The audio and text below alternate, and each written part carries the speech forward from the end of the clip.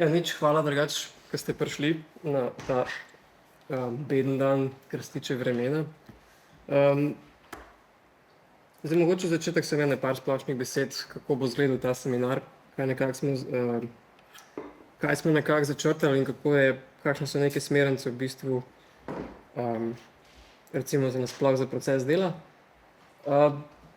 Ja, seminar je imel uvod v kibernetiko in je v bistvu tudi bolj ali manj planiran kot uvod, v smislu nekako, da se predstavi neke ključne ideje, trende, ki so nekako v bistvu vplivali na sploh, da je kibernetika nastala in tudi, da je se nekako razvila in v bistvu precej hitro tudi zamrla in potem nekako spet se obudila ta ideja, predvsem v zadnjih recimo 2 desetletjih, pa tudi v zadnjem času spet ratala ful popularna, tako da meni se nekako zdelo smiselno, da probamo zastaviti vse skupaj tako, da se sploh odpre področje kibernetike, kaj točno to je, kako se je to vzpostavilo, zgodovinsko, konceptualno.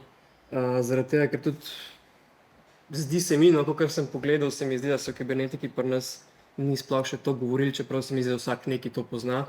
Če je kakšen strokovnjak za to, pa ga nisem opazil, se opravičujem, ampak nekako se mi zdi, da vseeno kar hecna stvar, no, ker je velika etapa v zgodovini znanosti, pa se ni spet toliko o tem govorili pri nas, se mi zdi, no, se ne, da sem jaz to opazil. Tako da skratka, to je nekako zastavljeno kot uvod, da se da neke koncepte, s katerim se lažje spoprijemo sploh samo kibernetiko, no. Tako da, kako bo izgledalo zdaj, celoten seminar je sestavljen iz 2 delov. V prvem delu bodo predavanja vsako sredo. Danes bom jaz imel predavanje o umetni inteligenci in kibernetiki, kako sta povezani, kako v umetni inteligenci znotraj nje obstaja konceptualna razlika, kako je tudi kibernetika tukaj se znašla v nekih izvorov, recimo temu umetne inteligence, nekem takem kompleksnem odnosu, in kako se nekako tudi, kako se danes spet nekako vračamo in zakaj se vračamo v kibernetiki. Naslednjič bom spet jaz govoril, to je 9. oktober, kjer bom probal začrtati v bistvu, kaj je kibernetika, naslov je tudi, kaj je kibernetika. Mogoče bo to predavanje malo bolj empirično, da se sploh nekako obudi osnovne ideje, osnovne tekste, ki so bili v bistvu povod za te slovite Macy konference, in tudi nekako probam, recimo, da vzpostaviti nek pregled ključnih akterjev in tako naprej. Zatem pa predavanje, se pravi 16. oktobra, Jan Kostanjevc, ki bo govoril o Turingu. Predavanje ima naslov Turing in računanje med računalništvom, kibernetiko in filozofijo. Zdaj, tukaj je mogoče zanimivo to, da Turing v bistvu ni bil kibernetik, ampak brez njega težko sploh razumemo samo kibernetiko. Pač njegova teorija komputacija, sploh ideja to, da lahko mehaniziraš duha, se mi zdi ključna za kibernetiko, ampak vseeno nikoli ni bil del kibernetike, in Jan se mi zdi, da bo nekako naslovil te teme. Naslednje predavanje je 23. oktober, ko bo Timotej Prosen govoril o kibernetiki in navezavi na mehanizacijo smotrov. To je v bistvu taka precej zanimiva težnja, ki se je vzpostavila kibernetiki, ki je verjetno mogoče celo ena izmed ključnih konceptualnih stvari, da so združili v bistvu oziroma neko mehanicistično teorijo in teleološko teorijo, skratka nekaj, kar je bilo zelo zoperstavljeno, so oni nekako uspeli združiti v nekaj enotnega, ne, skratka, ker to tvori podlago, kako lahko združiš oziroma kako lahko na novo razmišljaš razmerje med strojem in človekom. In zadnje predavanje v tej seriji ima Robert Bobnič, to je 30. oktober, naslov je Wiener, Shannon, kibernetska in matematična komunikologija. Zdaj, verjetno lotil se bo predvsem koncepta informacije, ki je pač ključen v bistvu razumevanje, kako sploh kibernetika deluje, oziroma brez tega konec koncev nimamo ne mehanizma povratne zanke, ne nasploh krožne vzročnosti, ki je bistvena za kibernetiko. Wiener pa Shannon sta pa v bistvu nekako zelo različne interpretacije tega koncepta, tako da Robert se bo osredotočil na to. Imamo stole? To je oktobra, potem zaključimo predavanja in novembra oziroma po koncu predavanj nadaljujemo z branjem teh knjig, ki krožijo. Ena je Cybernetics oziroma kibernetika od Norberta Wienerja, Meni je Japan, prosim, ker ne moram še predelati. Kakorkoli, to je knjiga iz leta že 248 in je v bistvu tako kot druga knjiga, ki je tam na sredi, to je Gregory Bates, Ekologija idej, Steps to an Ecology of Mind, je izvirnik naslov, malo hecam prevod, ampak okej. Ta knjiga je iz leta 1972, ampak je v bistvu bolj ali manj zbornik prejšnjih tekstov, ki so tudi iz 50-ih in tako naprej. No. Tako da to sta dve knjigi, ki bomo brali, sicer tisto debelo ne celo, ker je malo preveč, pa ker je v bistvu pač zbornik. Ne. Ampak to sta v bistvu dva teoretika, ki sta bolj ali manj razširila kibernetiko po različnih področjih, po različnih mestih in tako naprej. Ker sta v bistvu mogoče celo najbolj vpliva, da se je kibernetika razširila, tudi če se ni razširila pod imenom kibernetika. Tako da to je v bistvu nekako osnovna struktura. Tako nekako bo izgledalo naslednje 2-3 mesece, če mogoče kakšno vprašanje še tukaj, če ne bom šel kar na predavanje.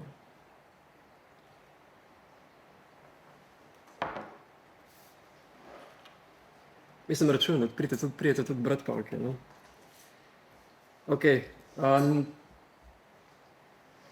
Ja, danes sem v bistvu bolj mislil govoriti o umetni inteligenci. Kibernetiki sicer ne spet to, ker bi rad vzpostavil v bistvu neko podlago, ko sploh razmišljati, oziroma nek razlog, ko razmišljati o kibernetiki. Tako da predvsem bom probal pač začeti z umetno inteligenco, pokazal bom neko konceptualno razliko, ki se mi zdi precej pomembna, saj iz mojega konteksta oziroma z mojega vidika. Probal bom tudi nekako na koncu povezati zgodovinsko kibernetiko in umetno inteligenco oziroma nek kompleksen odnos, ki se je vzpostavil med njima, ampak za začetek v bistvu mogoče prvo en kratek disclaimer. Disclaimer v bistvu zato, ker je nekako težko danes se mi zdi govoriti o umetni inteligenci, ker po ChatGPT eksploziji to postal pač res neverjeten popularen pojav. Pač veliko debat je bilo o tem, veliko dogodkov se je organiziralo o tem, veliko tekstov so napisali. Tako da v bistvu se je ustvaril nek hype in nekako te eksploziji vsega tega človek hitro pozabi, zakaj se sploh loteva tega, če mu rečemo umetna inteligenca, oziroma pozabi odkot nujnost sploh tega izjavljanja, pozicioniranja, teoretiziranja o umetni inteligenci. In definitivno gre za hype.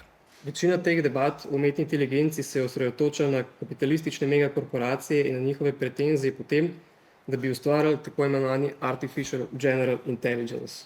V bistvu ne vem, če imamo v slovenščini izraz za to, pa se reče splošna umetna inteligenca, ampak kakorkoli to je umetna inteligenca, ki bolj ali manj pomeni, da obstaja na ravni človeške inteligence, skratka, da je to na takšni ravni, kot človekove inteligentne sposobnosti. Recimo razprave, in to se mi zdi v bistvu še eden boljših primerov, ali je OpenAI z GPT-4 mehanizmom res ustvaril general purpose inteligenco, ki je uporabna za kogarkoli in za karkoli in je tako splošna in fleksibilna v svojih odgovorih kot človeška inteligenca, ampak je hkrati po drugi strani neskončno hitrejša. V tem ni težko videti paradoksne kapitalistične fantazme o vse zmogljivem in hkrati ubogljivem oziroma submisivnem orodju kot produktu, ki bi zadovoljil vse želje vsakega potrošnika. Umetna inteligenca kot inteligenca, ki je neskočno bolj koristna od človeške, a služi samo njej in je neskončno bolj podredljiva. Oziroma umetna inteligenca kot orodje, ki bolje ve, kaj treba delati, kot pa delavec sam. In hkrati umetna inteligenca kot fleksibilna univerzalnost čiste delovne sile brez vseh fizičnih in moralnih omejitev, ki jih prenese njen nosilec, delavec. Kapitalistična fantazma o splošni umetni inteligenci slednjo uokviri kot ravno prav človeško, da v njej najde še en vir presežne vrednosti, in kot ravno prav nečloveško oziroma nadčloveško, da v njej vidi neomejenost njene eksploatacije, izkoriščanje brez fizičnih in moralnih meja. Zato danes zagotovo ni naključje, da smo pozabili na vse materialne, tako fizične kot ekološke pogoje razvoja umetne inteligence.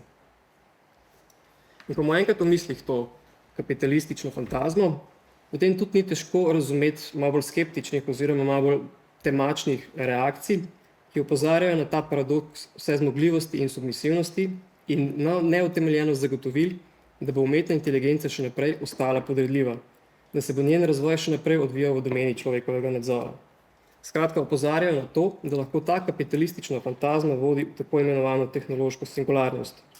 V trenutek, ko se umetna inteligenca osvobodi lastne podrejenosti, si sama začne postavljati lastne smotre in jih morda začne zastavljati tudi človeku, ki se tako znajde povsem brez nadzora, v milosti ali nemilosti umetnega drugega, razlaščen vladanje svetu.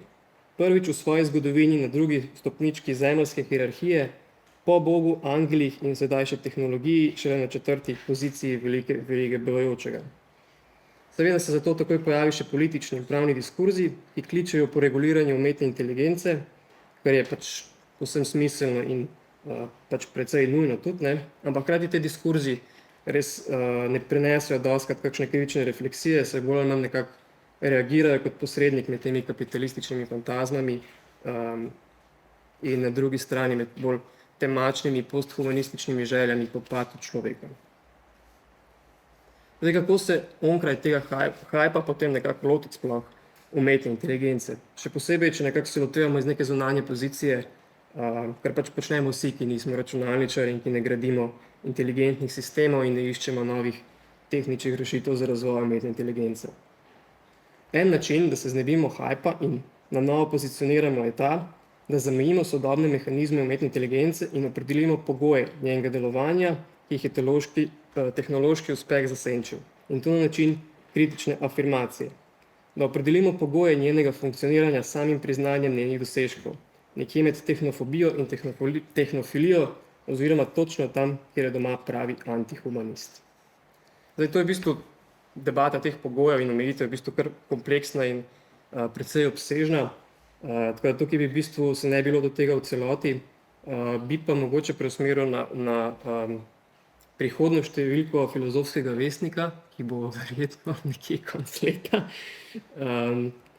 Recimo tam sem napisal v bistvu en tekst o prav pogojih umetne inteligence, bi pa priporočil še tekst od Aleša Bunte, ki v bistvu v nekako ničejanski maniri približa umetno inteligenco in globoko učenje kot neko bližnjo oziroma skoraj prebližnjo antitezo človeškemu spoznanju. Kakorkoli, na tem mestu bi v bistvu rad se osredotočil na en sam pogoj, ki podtalno vpliva na zgodovino celotne umetne inteligence, in gre pa za njeno implicitno filozofijo, oziroma v dobri stari antiserijanski maniri rečeno, gre za njeno spontano filozofijo znanstvenikov. Spontano filozofijo znanstvenikov nimam v mislih tega, kakšno razumevanje področja umetne inteligence implicira, kar se tiče razmere med človekom in strojem, niti to, kako je opredeljen koncept inteligence ali pa kako figurira ideja utelešenosti, to, kar je bilo nekako v zgodovini recimo filozofske obravnave umetne inteligence prisotno. Običajno nekako so umetna inteligenca je bila večinoma v navzkrižju s humanistično filozofijo, ki je problem strojne inteligence vedno znova zvedla na problem pomena, smisla, utelešenosti in zavedanja. Zdaj, te kritike v bistvu ne smatram kot nelegitimne, to se mi zdijo čist legitimne oziroma nekako dobre poante, ampak na kar ciljam je to, da se problem samo umetne inteligence zastavi na drugačen način in tudi mogoče danes malo bolj produktivno kot te stare debate in boji. Ker imam dejansko v mislih spontano filozofijo znanstvenikov na področju umetne inteligence, je njihova implicitna ontologija, ki jo lahko vidimo v zastavitvah same arhitekture umetne inteligence in poskusih njene pospešitve. Rečeno še drugače in malo bolj direktno, en izmed možnih načinov pristopa k umetni inteligenci je ta, da beremo njen razvoj skozi konceptualni par nujnosti in naključja. Zdaj, to je v bistvu en način, niti ga ne mislim izpostavljam ga bolj zato, ker se mi zdi ravno zaradi tega hajpa in anti-hajpa, recimo temu, nujno zastaviti način konceptualno zastaviti sam objekt preučevanja, nekako izluščati objekt iz empiričnega pojava, ki mu rečemo umetna inteligenca, da se pač sploh rešimo vseh teh hajp oziroma nekako, da nasploh na novo zastavimo filozofski problem umetne inteligence. Ker pa ne pomeni, da je zdaj to nekako celoten okvir seminarja, niti to, da bodo ostali predavatelji mogoče se lotili na podoben način. V bistvu se mi zdi, da imamo celo precej različne poglede, ker se mi zdi konec koncev precej bolj produktivno za celoten seminar. Skratka, umetno inteligenco se lotevam iz vidika njenih filozofskih implikacij prek konceptualnega para nujnost naključja.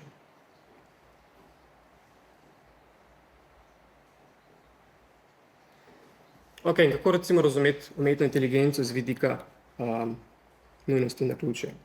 Recimo, če začetek vzamemo neko učbeniško definicijo umetne inteligence, to je iz Handbook of Artificial Intelligence. Citiram: umetna inteligenca je del računalniške vede, ki se ukvarja z dizajniranjem oziroma ustvarjanjem inteligentnih računalniških sistemov. To je sistemov, ki izkazujejo značilnosti, ki jih povezujemo z inteligentnostjo človeškega vedenja. Razumevanje jezika, učenje, razumsko mišljenje, reševanje problemov in tako dalje. Zdaj, v bistvu, dost pogosta definicija, mislim, zelo običajna definicija, ki pač umesti umetno inteligenco na področju računalniške vede in recimo poudariti to, da gre tudi za tehnično vedo, ki se ukvarja s samim grajenjem sistemom. Kar pa mene tukaj zanima, v bistvu, da izpostavi inteligentnost človeškega vedenja. Skratka, da se osredotoči ne samo na neko racionalnost, ne samo na neko intelektualnost, ampak tudi omeni vedenje oziroma intelektualnost v samem vedenju tega sistema. Zdaj, kar je pa nekoliko paradoksno, v bistvu te definiciji sploh ne dobimo, mislim, nekako to vedenje gre v bistvu nekako ob strani in se potem začne naštevati lastnosti tega, kar nam je bilo inteligentno, kar je v bistvu zelo pogosta poteza, se mi zdi, v umetni inteligenci, kar je po svoje tudi precej razumljivo, ker če gradiš sisteme, rabiš različne komponente, da jih sestaviš v nek celoten sistem. Ne. Ampak v bistvu, kar bom probal tudi povedati, se mi zdi tudi problem, kako se ta tehnična zasnova prevede v konceptualno. Zdaj, recimo neka druga definicija, ki se mi zdi mogoče celo malo bolj zgovorna, sem našel pri Nilsu Nilsonu. Nils Nilsson je en izmed pomembnejših akterjev, v bistvu, tudi, mislim, sam je računalničar in je gradil umetno inteligenco oziroma inteligentne sisteme, v bistvu skoraj od njenega samega začetka. Citat pa je iz knjige z naslovom The Quest for Artificial Intelligence: History of Ideas and Achievements. Citiram: umetna inteligenca je po mojem mnenju tista dejavnost, ki se posveča ustvarjanju inteligentnih strojev, pri čemer je inteligenca tista kvaliteta, ki entiteti omogoča, da deluje primerno in daljnovidno v svojem lastnem okolju. Čemu še doda? Ker, da deluje primerno in daljnovidno, zahteva toliko različnih zmožnosti, ki so odvisne od okolja, dejansko poznamo več kontinuitet inteligence, med katerimi ni nobenih ostrih diskontinuitet. Tukaj je že bolj jasno razvidno, da če govorimo o vedenju, potem govorimo tudi o okolju, govorimo o intelektualnem vedenju v okolju. Skratka, konstitutivno, že na tej ravni vidimo, da je konstitutivno razmerje med racionalnostjo in njenim okoljem. Tako da tudi ti računalniški sistemi in samo njihovo vrsto inteligentnosti določa takšno ali drugačno okolje in njihovo odzivanje na to okolje.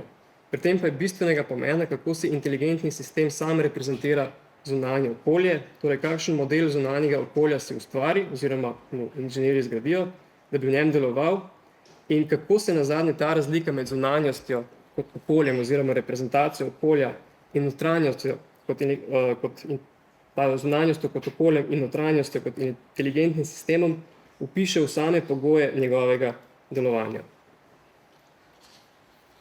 Nilsson v zadnjem citatu nazadnje še izpostavi, kakor sem rekel, poznamo več kontinuitet inteligence, med katerimi ni nobenih ostrih diskontinuitet. Pri tem misli Nilsson v bistvu na ljudi, živali in tudi na stroje. Zdaj, mislim, je kar drzna teza in jaz v bistvu s to izjavo konceptualno gledano niti nimam nobenih problemov samo na sebi. V bistvu bi nekako tudi sam zagovarjal nekakšno diferenciatorno bližino inteligentnosti različnih bitij, vključno s stroji.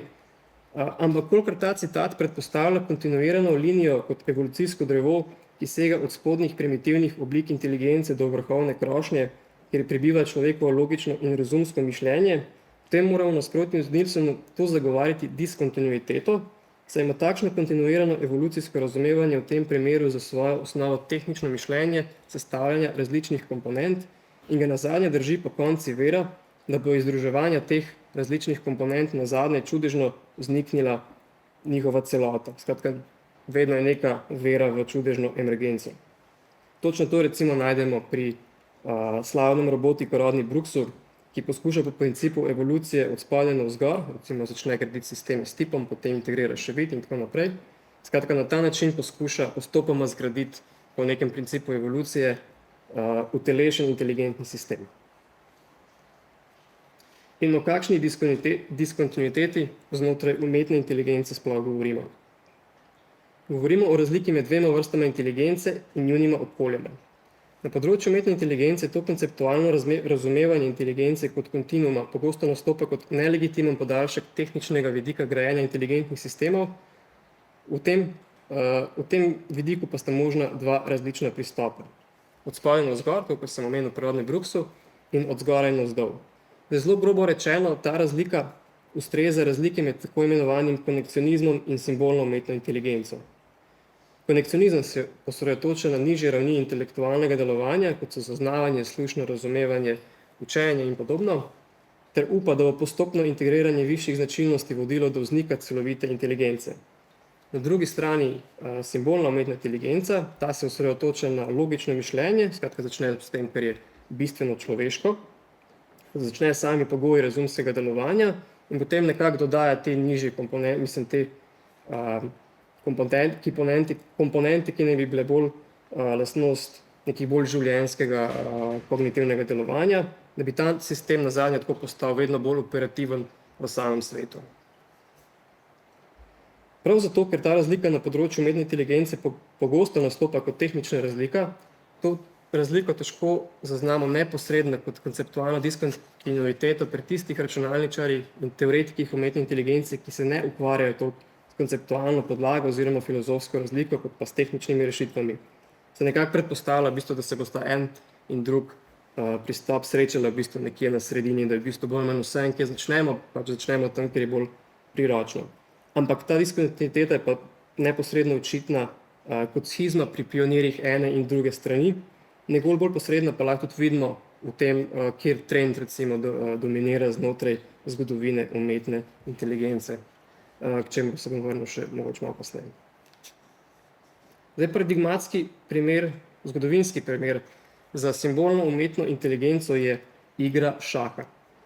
Prvi, ki je o tem razmišljal kot o algoritemskem iskanju pravih potez v končni zmagi, je bil sredi 50. let 20. stoletja Claude Shannon.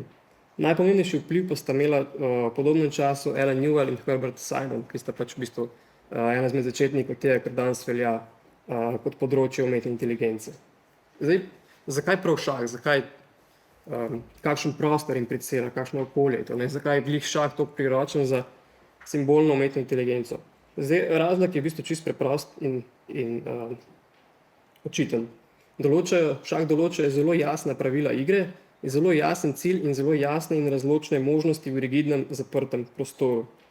Simbolna umetna inteligenca je doma na šahovnici, kjer so ostro razmejena polja, po katerih se gibljajo ostro razmejene figure. Ta gibanja pa potekajo po točno določenih pravilih v fiksiranem končnem cilju. Kot bi rekli računalničarji, simbolna inteligenca je najbolj doma v determinističnem, statičnem oziroma semidinamičnem in diskretnem okolju, da lahko izvaja svoje simbolne manipulacije po vnaprej predpisanih pravilih na podlagi vnaprej strukturiranega znanja. In v takšnem si lahko predstavljate šahovnico. In v takšnem okolju šahovnice, kjer je v bistvu vse znano, kjer je vse jasno in razločno, naleti v bistvu umetna inteligenca na en sam problem. In to je, kako poiskati najboljšo možno pot do končnega cilja, čemur pravijo the search problem, pač iskalni problem, oziroma problem solving through search mechanisms, oziroma reševanje problemov z iskalnimi mehanizmi. Ko inteligentni sistem oziroma računalni agent enkrat vzpostavil state space, to je pač oziroma prostor stan, v katerem so razvidna in razločena vsa možna stanja, v katerih se lahko ta sistem znajde. V bistvu gre samo za neko mapiranje vseh stanj, v katerem pač se lahko ta agent znajde. In ko vzpostavi search tree oziroma iskalno drevo, v katerem si prikaže vse možne poti do končnega stanja, potem mora samo še izračunati najboljšo možno pot v dani situaciji oziroma najboljšo možno sekvenco potez glede na dano stanje. Če se ne vem, več veste več od mene od tega ali ne, ampak načeloma je dosti preprosto.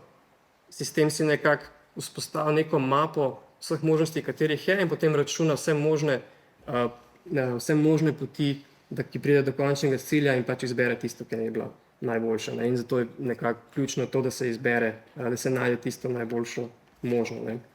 In slavni problem, na katerega naleti simbolna umetna inteligenca, poskuša vsakeč znova izračunati najboljšo možnost izmed vseh možnosti, je kombinatorna eksplozija. Zdaj, v bistvu hecno pri tem problemu to, da ta problem je v bistvu jasen že takoj od začetka in ga najdemo že pri samem Claudu Shannonu. Citiram. V običajni šahovski poziciji je na voljo približno 32 možnih potez z 32 možnimi odgovori. Že samo to ustvari 1024 možnosti. Večina šahovskih partij traja 40 potez ali več na vsake strani. Tako je končno število vseh možnih variacij približno 10 na 120 potenco.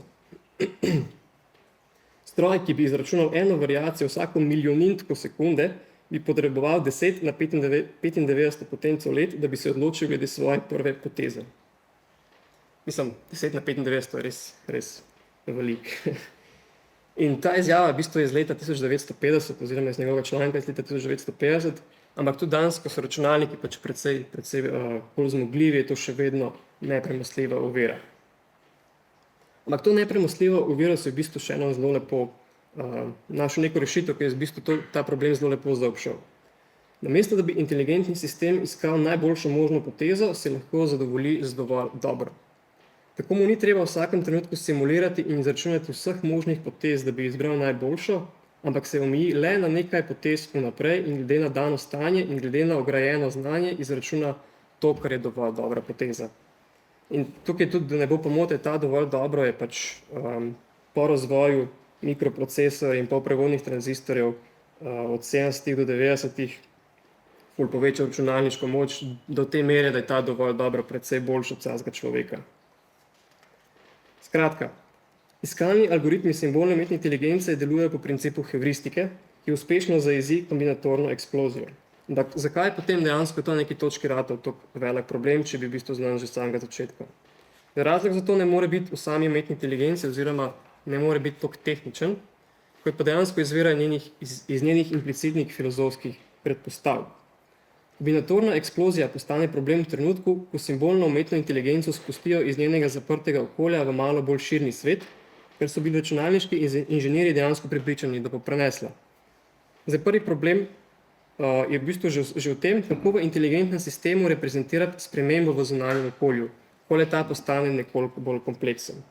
Recimo, če spet vzamemo za primer Nilsa Nilsena, ki je pomagal v bistvu zgraditi prvega mobilnega robota z imenom Shakey tam v 60-ih. Problem reprezentacije spremembe v zunanjem okolju je tu nastopil kot to, kar se potem vzpostavil kot the frame problem in je pomenil to, da je bilo treba ob neki konkretni spremembi v zunanjosti ne le reprezentirati to posamično spremembo, recimo premaknil se je stolp, ampak hkrati tudi vse ostale nespremembe, skratka vse to, kar je ostalo isto.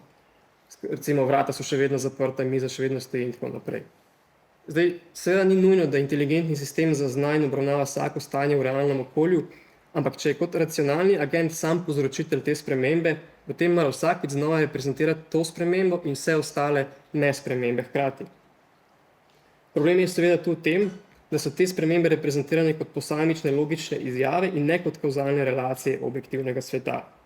In točno zato recimo danes precej znan teoretik in praktik umetne inteligence Judea Pearl opozarja, da se v bistvu mora razvoj umetne inteligence osredotočiti na kauzalne sisteme. Kakorkoli, tudi ta frame problem se da nekoliko tehnično zamejiti, ampak vseeno v zadnji instanci kaže na to, kako kompleksne relacije samega okolja ustvarijo nemožnost simbolne umetne inteligence. Po eni strani je problem v tem, da vsaka novost v okolju eksponentno poveča celotno število možnosti v iskalnem drevesu inteligentnega sistema, po drugi strani je pa v bistvu problem še precej hujši. Ne gre le za eksponentno naraščanje kombinacij ali variacij v okolju, gre za to, da je samo okolje precej bolj kompleksno v svoji lastni strukturi. Kot pravi Douglas Hofstadter, citiram, poznate Douglasa Hofstadterja, mislim, se ukvarja predvsej z računalništvom, pa še marsičem, kakorkoli, citiram, realni svet za razliko od šaha in nekaterih vidikov matematike ni ostro razmejen, ampak je neizbrisno zamegljen. Konec citata. Rečeno drugače, svet ni šahovnica z jasno razmejenimi polji, svet je v svoji strukturi ireduktibilno kompleksen. Njegove povezave in razločitve niso ostre.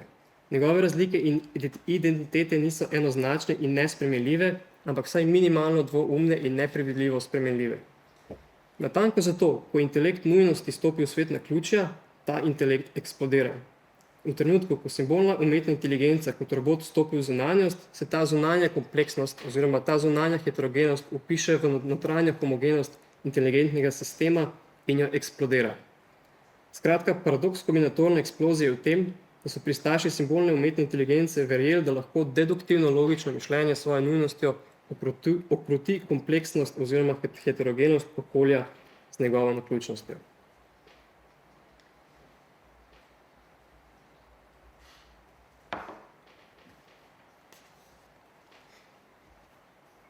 Ok, to je, kar se tiče simbolne umetne inteligence. Konekcionizem na drugi strani pa deluje v bistvu precej drugače. Ne deluje po načelih deduktivne logike, tako kot umetna inteligenca, konekcionizem v bistvu deluje na podlagi induktivne logike. Kot rečeno, simbolna umetna inteligenca deluje na podlagi zelo razmejenih in vsebinsko oziroma pomensko praznih simbolih, zato da lahko na njih izvaja formalne operacije. Operira simboli kot praznimi reprezentacijami, da lahko osvobojena partikularnosti pomenov določi njihova nujna pravila povezovanja oziroma sledenja, torej izpostavi formalni sistem. Ta umetna inteligenca zato pravzaprav implicira avtomatizacijo logičnih pravil kot formalnih postopkov. Njeno delovanje prežema nujnost. Kakršnakoli napaka se zato zanjo lahko nahaja le v njenih premisah, torej pomanjkljivi reprezentaciji znanja ali njegovi slabi strukturiranosti. Konekcionizem pa, kot rečeno, uporablja induktivno logiko. Zdaj, kaj točno induktivna logika je? Tukaj bi v bistvu rad navedel Iana Hackinga, ki da zelo tako, v bistvu posebno in zelo pointirano definicijo, ki pa nekako drugače zaobrne. Citiram. Induktivna logika je tvegana, takes risks. V njej so lahko premise resnične in argument dober, pa je sklep vseeno napačen. Induktivna logika uporablja verjetnost in z njo analizira takšne tvegane argumente. Konec citata. Deduktivna logika ne tvega. Če kaj izpelje, potem izpelje to z nujnostjo formalnih pravil. Induktivna logika pa tvega. Njene izpeljave prežema naključje ali kontingenca, zato uporablja koncept verjetnosti in se zanaša na statistične podatke. Zdaj, tukaj je treba poudariti tudi to, da so ključni v bistvu statistični podatki, ne samo verjetnost,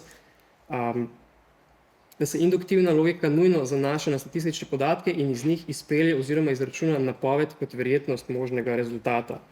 Če se ne zanaša na te podatke in govori o verjetnostih, je to potem še vedno deduktivna logika, ki s pomočjo a priori pravil izračuna rezultat. Recimo slovit primer meta kocke, kako ga najdemo v njegovih teoretskih začetkih, pri recimo Cardanu. To spada še vedno v deduktivno logiko. Tukaj nekako velja, da nekako naslednji okvir. Ob predpostavki vzajemno izključujočih možnosti. To v bistvu pomeni, da lahko kocka pade samo na eno stran in da se lahko samo ena možnost zgodi, skratka lahko pade 1, 3, ne more pa 1 in 3 hkrati. In ob predpostavki izčrpnosti možnosti. Torej, da se ena izmed vseh teh možnosti bo zgodila, da se bo 1, 2, 3, 4, 5, 6. Ob teh dveh predpostavkah lahko izračunamo, da je verjetnost tega, da vržemo trojko ali pa štirko, v obeh primerih 1/3. Če pa dodamo podatek, da smo v pretekli seriji 227 metov štirko vrgli 38krat in izračunamo, da je verjetnost, da bomo 228 vrgli štirko približno 1/6, potem je to induktivna logika. Se obstaja tveganje, da ne bomo tega vrgli in da bo rezultat drugačen. Bistvena razlika med prvim in drugim primerom je torej v tem, da prvi vzpostav idealiziran model, ki je recimo z Leibnizom postal znan kot equiprobability, v bistvu ne vem, kako je slovenski izraz, medtem ko drugi vsaj implicitno prizna prisotnost različnih dejavnikov, ki tvorijo realno spremenljivost okolja, zaradi katere je vsak sklep tvegan in lahko nastopa le kot določena verjetnost. Zdaj, namen tega kratkega izkurza teorijo verjetnosti je v bistvu v tem, da pokaže, da ne implicira vsaka izračunana verjetnost induktivne logike. Ker je pa v bistvu za primer umetne inteligence pomembno je zato, ker tudi na področju simbolne umetne inteligence obstajajo izračunane verjetnosti, ki delujejo po načelih deduktivne logike oziroma simbolne logike. Recimo v primerih, ko so podatki direktno vnešeni v strukturirano podatkovno bazo in inteligentni sistem z njimi operira kot simboli v propozicijski logiki, ali pa recimo v primerih, kjer sistem deluje po principu Bayesovske mreže, ki deluje po istem principu kot omenjen idealiziran model metakocke, le da gre za povezave, ker za te mrežne povezave med možnostmi kot propozicijami, ki so veliko bolj kompleksne in potem sistem računa med temi propozicijami oziroma možnostmi. Poanta je skratka v tem, da umetna inteligenca zares tvega šele takrat, ko v svojem okolju prizna realno nepredvidljivo spremenljivost, ko svojo zunanjost razume kot kontingentno. S tem pa pridemo do statističnih podatkov, ki poskušajo loviti to nepredvidljivo zunanjo spremenljivost in do strojnega učenja, ki sloni na teh podatkih. Natančneje, z induktivno logiko in statističnimi podatki pridemo do konekcionizma, do njegovih nevronskih mrež, do globokega učenja. Zakaj točno globoko učenje izmed vseh načinov strojnega učenja, ker ni to edini način? Predvsem zato, ker v bistvu le pri globokem učenju v nevronskih mrežah najdemo največjo odprtost do zunanjosti, odprtost do same njene spremenljivosti, odprtost do toliko in toliko variacij, ki jih lahko podajo statistični podatki. Konekcionizem je bil za razliko od simbolne umetne inteligence že od samega začetka usmerjen v zunanjost in ne v notranje mehanizme delovanja človeškega mišljenja. Če se je simbolna umetna inteligenca osredotočila na šah in nasploh na inteligentne igre, pa se je konekcionizem že od začetka osredotočil na tiste kognitivne sposobnosti, ki so v bolj neposrednem odnosu z zunanjostjo, predvsem na zaznavanje, recimo zaznavanje vizualnih vzorcev, slušno razumevanje in tako naprej.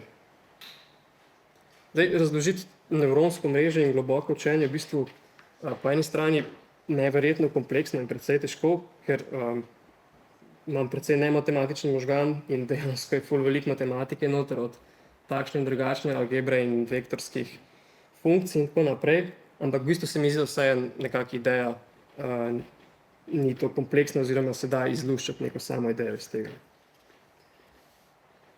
Skratka, konekcionistična umetna inteligenca ne uporablja vnaprej strukturiranega znanja, ampak nestrukturirano bazo podatkov.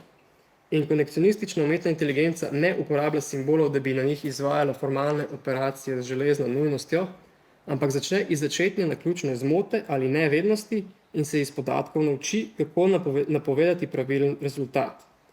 Za ta proces učenja, prepoznavanja in napovedovanja uporablja arhitekturo nevronskih mrež. Ta je sestavljena iz vhodne plasti nevronov, ki zaznava zunanjost, potem iz izhodne plasti, ki kaže najbolj verjeten pravilni rezultat, in iz tako imenovanih skritih plasti nevronov, ki se nahajajo med vhodno in izhodno plastjo. In globoko učenje poteka prav prek teh skritih plasti in globoko je natančno zato, ker obstaja več teh različnih plasti in ne iz kakšnih kvazi psiholoških razlogov. Jaz sem našel en članek, ima v bistvu ful lepo fotko. A se vidi sploh? Skratka, v bistvu gre za to, da imamo vhodni sloj, ki zaznava piksle, potem ta skrite sloje, ker imajo vse to so povezave med nevroni, in na koncu še output sloj, ki v bistvu prikaže kakšen rezultat. Kakor pač vidite, vsi ti nevroni so med seboj povezani, oziroma vsi ti nevroni med sloji so med seboj povezani nekako po ideji sinaps oziroma po sinaptičnih povezav v možganih. In te povezave tvorijo mrežno strukturo nevronov. Te nevronske povezave imajo v inteligentnem sistemu določene parametre, namreč uravnavane so z utežmi in z bias, ko se bias prevede, to je mogoče. Sam ne vem, če je v računalništvu to pristranskost, ker je za neko fiksno cifro, no, vse vseeno. Skratka, gre v bistvu za neki načine, kako uravnavajo vrednosti nevronskih povezav. Vsak nevron potem na podlagi teh parametrov izračuna vse inpute, ki jih pač dobi, in prek aktivacijske funkcije izračuna še svoj output za druge nevrone, naslednji nevronski mreži in tako naprej po nelinearnem feed-forward principu vse do izhodnega sloja nevronov. Zdaj, v bistvu se sliši nekaj grozno, ampak tudi tole zelo lepo pokaže. Pač to je dan nevron, to so nevroni, ki vplivajo na njega, to so sinapse oziroma povezave, ki imajo pač določeno težo, da se ve, katera povezava je bolj pomembna za pač pravilen končni rezultat. To je pa aktivacijska funkcija, ki v bistvu skrbi, da se ta rezultat poda naprej v neki nelinearni obliki. Ampak, če me vprašate, zakaj, bom rekel, da ne vem, ker obstajajo različne matematične razlage oziroma neki principi, kako to narediti, ampak kakorkoli. Vhodni sloj nevrona je običajno od začetka nastavljen naključno, it's randomly set, pravijo, zaradi lažjega učenja v treniranju samega sistema. Treniranje sistema poteka tako, da le ta prek backpropagation algoritma minimalizira označeno diskrepanco med napovedanim oziroma izračunanim rezultatom ter pravim oziroma želenim rezultatom. Torej, da samodejno vrne označeno napako čez celotno nevronsko mrežo in prerazporedi vrednosti povezav oziroma na novo izračuna vrednosti parametrov tako, da bolje ustrezajo pravemu rezultatu. Rečeno drugače, rekalibrira začetno naključnost v končno želeno verjetnost. Oziroma, kot bi rekel Ian Hacking, kalkulirano ukroti naključje. Če se sliši spet to grozno, kaj tudi spet lepo pokaže, kako to poteka.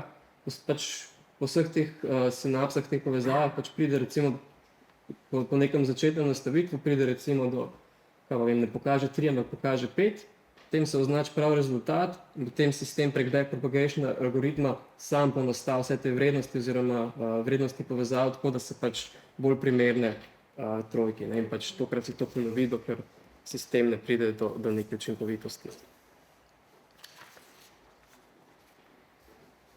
Kakorkoli, v konekcionizmu vidimo, da se zunanja heterogenost prek nevronskih mrež brez kakršnekoli eksplozije prinese direktno v notranjost kot njena preračunana prerazporeditev vrednosti povezava. Še več, ta proces učenja oziroma treniranja funkcioniranja nevronskih mrež je postopen in dolgotrajen, njegova končna zanesljivost pri prepoznavanju vzorcev in napovedovanju rezultatov je odvisna pravzaprav od ogromne baze podatkov. Namreč, ker so vsi ti postopki globokega učenja zelo potratni in ker vključujejo danes tudi že stotine milijone parametrov, skratka te nevronov je pač nebroj, je potrebno zato tudi ogromno podatkov, da postane ta inteligenten sistem relativno zanesljiv v svojem napovedovanju rezultatov. In to je pač kar velika omejitev oziroma pogoj globokega učenja. Pri tem pa ni pomembna samo kvantiteta, ampak tudi kvaliteta podatkov. Podatki morajo biti čim bolj raznoliki, da je sistem zmožen posploševanja. Torej, da obvladuje vse variacije kot variacije in ne kot različne kategorije. Rečeno drugače, da razlikuje med različnimi primerimi istega in med istimi primeri različnega. Oziroma, da pač ne pride do tega, če mu rečejo overfitting. Da ni nobena skrivnost, da so mehanizmi globokega učenja data hungry, kot pravijo, ampak ta teza v našem primeru pomeni to, da se mora v konekcionizmu notranja razlika, ki se iz zunanjosti direktno prenesla v notranjost, preseliti nazaj iz notranjosti sistema v samo zunanjost kot statistične želje po razliki.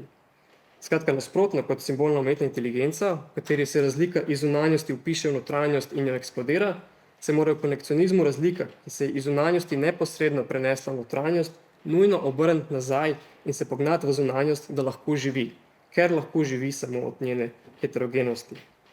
Da je konekcionizem data hungry, torej pomeni, da je zanj naključje nujno in ne zgolj naključno. Ok, če zdaj en recap vsega tega. Iz vidika implicitne ontologije umetne inteligence se le-ta deli na dva dela, na simbolno umetno inteligenco in konekcionizem. Prvi deluje na podlagi deduktivne logike, torej prek formalne manipulacije simbolov uporablja strukturirano znanje, da lahko oceni dano situacijo in išče dovolj dobro serijo potez za dosego končnega cilja. Ta heuristika dovolj dobrega eksplodira takoj, ko prostor, v katerem deluje, postane bolj kompleksen z novimi možnimi kombinacijami in še huje, ko prostor postane dvoumen in nejasno razmejen. Na drugi strani se konekcionizem, ki deluje na podlagi induktivne logike, neposredno nanaša na zunanjost in se iz nje uči. Iz svoje začetne naključne zmote se rekalibrira in vedno bolje računa verjetnosti lastnega uspeha. Torej, ker je pri tem eksistencialno vezan na spremenljivost te zunanjosti, je od nje nujno odvisen kot od kvalitativne različnosti in kvantitativnega obsega podatkov. Razlika med simbolno umetno inteligenco in konekcionizmom tako ni le tehnična razlika v pristopu, tudi ni samo epistemološka schizma, ampak implicira dve povsem različni ontologiji. Na eni strani označen svet jasnosti in razločnosti, kjer vlada železna nujnost, in na drugi strani dvoumen svet mračnih ločnic, kjer vlada negotova verjetnost. In s to filozofsko razliko med simbolno umetno inteligenco in konekcionizmom se lahko zdaj za konec vrnemo k zgodovini umetne inteligence. Pričemer nekako stava ta, da bo zgodovina umetne inteligence razkrila svojo povezavo s kibernetiko in razlog, zakaj se danes spet vračamo k kibernetiki, zakaj nasploh to popularno.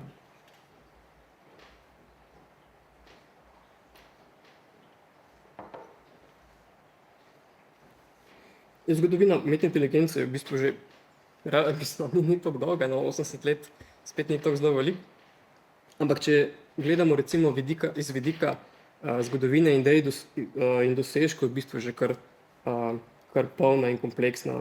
In recimo točno to dela Niels Nielsen, ko pokaže vse te različne dosežke, te prav tehnične dosežke, ki so nekako jih razvili v tej zgodovini. Ne. Ampak če na njo gledamo malo bolj konceptualno, oziroma iz vidika razlike med nujnostjo in naključjem kot implicitno filozofijo umetne inteligence, potem ta redukcija na dve strani, oziroma na boj simbolne umetne inteligence in konekcionizma ni toliko problematično. In pri zgodovini umetne inteligence je v bistvu z tega vidika zelo indikativen že sam začetek področja, ki je dobil in je do danes ohranil ime umetna inteligenca oziroma artificial intelligence. Zdaj, če pogledamo kot učbenik umetni inteligenci, kar se tiče zgodovine, ponovadi najdemo v začetku inspiracije, navdihe, namige in tako naprej. Navajajo recimo tehnološko zgodovino mehanizacije, potem recimo govorijo o različnih etapah filozofske zgodovine logike in začetku kalkulusa, pa tudi matematično logiko s kakšno teorijo verjetnosti, pa vplive nevroznanosti, lingvistike, psihologije in na koncu seveda Alan Turing in teorija komputacije.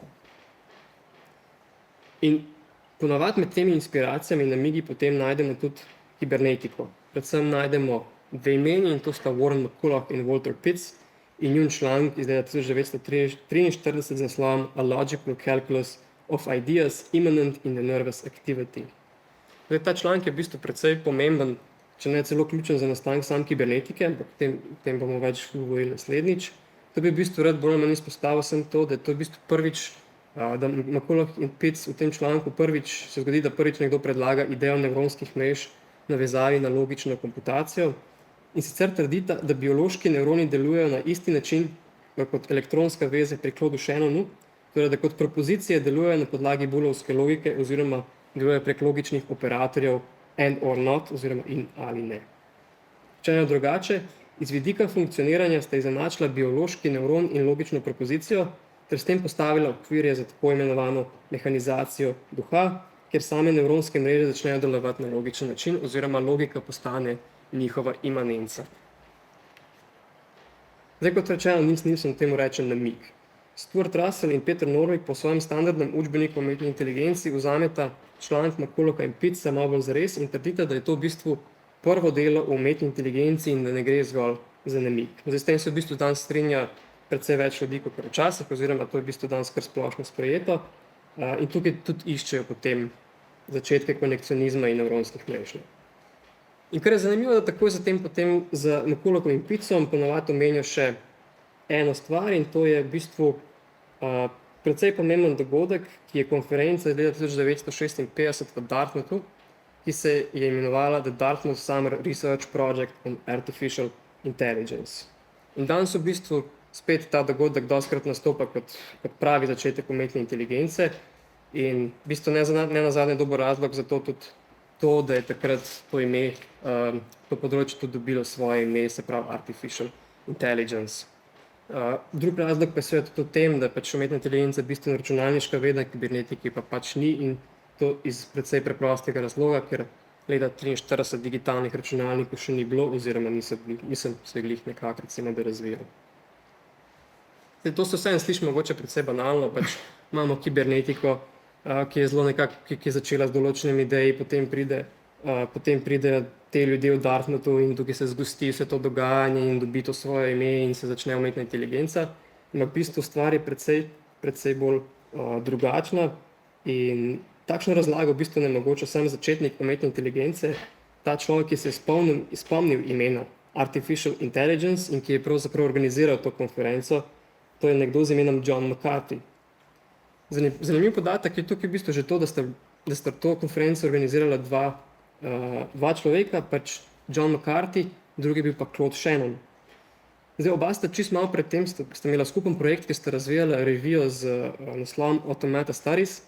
Pri tem pa je zanimivo v bistvu to, da tukaj je Claude Shannon dejansko imel veliko rodniško vlogo, skratka sam je bil zelo vpleten v ta projekt. In ta projekt Automata Studies je vključeval tudi kibernetike, ko so naprimer Donald McKay in Ross Ashby, recimo Ross Ashby precej vpliven kibernetik iz UK-ja. Nenazadnje pa v bistvu tudi Claude Shannon bil sam del kibernetskih Macy konferenc, teh slavitih konferenc, ki so v bistvu naznačile nek začetek kibernetike. In McCarthy Shannon nikoli ni skrival svojega nezadovoljstva z omenjenima kibernetikoma, kar je bil tudi razlog, zakaj je potem začel po tem Automata Studies reviji, zakaj je hotel organizirati še konferenco, ki je bila ta konferenca, ki se je zgodila leta 1956 v Dartmouthu. In organiziral je v bistvu potem v veliki meri on sam, ker je bil še obremenjen z drugimi stvarmi. To dejstvo, da je sam to organiziral, pa se v bistvu precej pozna na sami konferenci. Na njej ni bilo nobenega kibernetika, vključil pa potem sam še Herberta Simona in Alana Newella, ki sta takrat ravno gradila svoj program Logic Theorist in s tem postavljala počas okvirje za to, kar se je potem vzpostavil kot simbolna umetna inteligenca. John McCarthy v bistvu sploh ni skrival svoje sovražnosti do kibernetike, ne takrat, niti ne kasneje. Kot je sam v bistvu v nekem intervjuju nekoliko kasneje pojasnil, citiram, en izmed razlogov, da sem iznašel izraz umetna inteligenca, je ta, da sem se želel izogniti povezavam s kibernetiko. Njena zavezanost analogni povratni zanki se mi zdela zgrešena, želel pa sem se izogniti temu, da bi moral Norberta Wienerja sprejeti kot guruja ali pa da bi se moral prerekati z njim. Konec citata. Ne samo Wienerja, McCarthy ni maral samih temeljnih kibernetskih idej, kot so mehanizem povratne zanke, krožno-vzročnost nevronske mreže, tudi ni maral njihove obsedenosti z gadgeti, z elektronskimi napravami in tako naprej. Skratka, kar se je s konferenco v Dartmouthu dejansko zgodilo, je to, da so izgnali kibernetiko iz zgodovine strojne inteligence s postavitvijo področja umetne inteligence. Strojno inteligenco tukaj uporabljam samo kot nek kroven izraz za karkoli se je lotil mehaniziranja inteligence. In ta zgodovina, ta problematična zgodovina se kasneje ponovi. Nekateri znanstveniki in inženirji so tekom 60-ih vseeno nekako poskušali nadaljevati to tradicijo in strojno inteligenco in nekako obnoviti idejo nevronskih mrež. Najbolj vpliven primer je Frank Rosenblatt s svojim perceptronom, pri katerem je eksplicitno kot svoj vir navajal delo McCullocha in Pitza, dodal pa je še Donalda Hebba, ki je recimo prikazal, da v bistvu učenje pomeni krepitev možganskih sinaps. By the way, med vire pa potem še vključil zanimivo Friedricha Hayeka. Rosenblatt je eksplicitno nadaljeval s kibernetsko tradicijo in nevronsko mrežo in kot prvi dejansko tudi zgradil eno in jo pomenoval perceptron. Tega projekta pa sicer ni čisto zaključil, ker je konec 60-ih že umrl, ampak vseeno, da je ta njegov projekt vseeno imel malo bolj konceptualni problem, sta potem zagovarjali Marvin Minsky in Seymour Papert, ki sta pač dva pristaša simbolne umetne inteligence. Recimo Minsky je tudi v bistvu hecno, da Minsky celo začel, ki se ukvarjal z umetno inteligenco, z nevronskimi mrežami, ampak je zelo hitro obupal in potem die hard zagovornik simbolne umetne inteligence. In ta njuna kritika v bistvu je predvsej pomembno vplivala na nadaljnji razvoj nevronskih mrež, v bistvu so bili realno še dosti drugi pomembni dejavniki vključeni, ampak ta kritika vseeno je bila zelo pomembna in v bistvu zavrla razvoj nevronskih mrež vse do 80-ih. Tragedija je pa v bistvu potem bila ta, da v bistvu se dejansko svoje kriti motila, namreč izkazalo se, da so bili pomanjkljivosti perceptrona, ki je v bistvu ni bil globoko učenje, ker je imel samo eno to skrito plast. In ravno ta tehnična zagata je v bistvu to, na kar so se osredotočili Minsky in Papert. Ampak v bistvu so potem v 80-ih in 90-ih Se je napredek, recimo s slovitim backpropagation algoritmom, pa s konvolucijskimi nevronskimi mrežami, pa marsičem še, so se te težave odpravile in od leta 2012 naprej nevronske mreže postanejo sam vrh razvoja umetne inteligence. Prvo AlexNet suvereno zmaga ImageNet, tekmovanje v prepoznavanju vizualnih vzorcev, potem leta 2016 AlphaGo premaga v boju človeškega šampiona Elise Dola, leto zatem v bistvu AlphaGo izgubi 100 proti 0 proti AlphaGo Zero, potem pa še leta 2022 dobimo ChatGPT in eksplozijo generativne umetne inteligence. Skratka, na koncu totalna zmaga konekcionizmu in njegovih nevronskih mrež. In to pa na koncu potem tudi razlog, zakaj se dan spet obuja od Minskega in Pepperta pokopanega Rosenblata, prek Rosenblata potem še Merkulovega Pica in nazadnje tudi celotno kibernetiko. Skratka, če povzamemo to kratko zgodovino, področje umetne inteligence se vzpostavi z izgonom kibernetike iz zgodovine strojne inteligence. Potem simbolna umetna inteligenca uveljavi svojo dominantnost na področju umetne inteligence in pokoplje obujen poskus kibernetskih idej, tokrat v obliki konekcionizma kot dediča kibernetike. V zadnjem desetletju pa totalni obrat. Konekcionizem s svojimi nevronskimi mrežami prevlada celotno področje umetne inteligence, globoko učenje pomete simbolno umetno inteligenco, pravi tako imenovani boter globokega učenja Geoffrey Hinton. Hkrati pa se s tem vrne in ponovno zaživi tradicija kibernetike, ki danes pa spet postaja vedno bolj popularna. In s tem smo le prišli na konec do kibernetike. Zdaj je verjetno že jasno, zakaj kibernetika. Kibernetika je trenutek v zgodovini tehnologije, ki naključje postane njen sestavni del. O naključju se v zgodovini tehnologije seveda zelo pogosto razmišljali, ni bila pač nobena skrivnost, ampak v bistvu naključje vedno nastopalo v kontekstu, vedno nastopalo kot nesreča, kot tisto, kar pride iz zunanjosti, kot nekaj nepredvidenega in prekriža naše avtomatizirane načrte, skratka zmoti ali usodno prekine delovanje samodejnih tehnoloških mehanizmov, ker nazadnje vodi do neslutenih posledic velikih razsežnosti, do tehnoloških katastrof. Šele s kibernetiko pa postaja naključje integralni del delovanja tehnologije, ne kot nesreča iz zunanjosti, ampak kot njen notranji pogoj, možnosti. S kibernetiko postaja naključje nekaj, prek česar tehnologija deluje, prek česar se odpre v zunanjost in kar hkrati poskuša natančno manipulirati za doseg svojih smotrov. Skratka, zato kibernetika. Ampak vseeno, zakaj, čemu služi to zatekanje k izvoru konekcionistične umetne inteligence, njenih nevronskih mrež, zakaj vseeno kibernetika kot izvor. En razlog je ta, da je umetna inteligenca vse računalniška veda, omejena je na lastno področje in omejena je na digitalne računalnike. Kibernetika pa ni bila omejena na digitalne računalnike in tudi ni bila omejena na nobeno področje. V bistvu kibernetika bolj kot karkoli drugega predstavlja splošno težnjo po vpeljavi nadzora kot upravljanje z naključjem. To težnjo pa je lahko posplošila tako, da je približala stroj človeku in človeka stroju, da je pravzaprav zbližala živo in neživo. Kibernetika je tako v bistvu še precej bolj pretenciozen projekt kot pa umetna inteligenca, ki v bistvu že sama nekako ni skrivala svojih visokoletečih obljub. Hkrati pa je kibernetika tudi kot izvor tega, ker je bila še nekako usoda neodločena, je tudi predstavlja nek diskurziven prostor neodločenega oziroma neodločenih razlik, na katere je umetna inteligenca svojo uveljavitvijo pozabila. Recimo razlika med strojem in človekom, razlika med digitalnim, analognim, oziroma razlika med diskretnim in kontinuiranim in tako naprej. Ampak o kibernetiki več naslednjič. To je to.